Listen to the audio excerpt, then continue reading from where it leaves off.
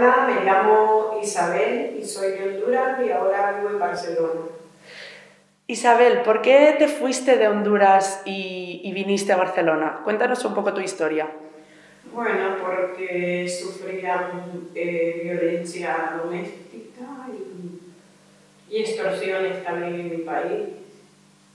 Y por eso pues decidí venirme y ahora estar aquí, que estoy más tranquila. ¿Qué viaje hiciste para llegar a Barcelona? Bueno, viajé de Tegucigalpa a Panamá, de Panamá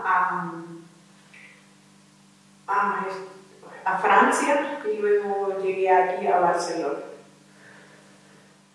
Explícanos un poco, si quieres, situaciones que hayas vivido tú en primera persona o situaciones que sepas de violencia de género que sufran las mujeres en Honduras.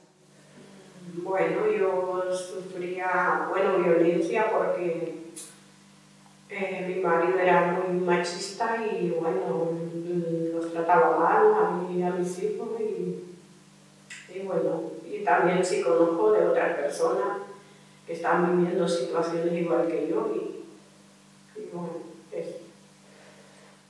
Vale, y por último, ¿qué les dirías a las mujeres que se encuentran en una situación como la que te encontrabas tú en Honduras?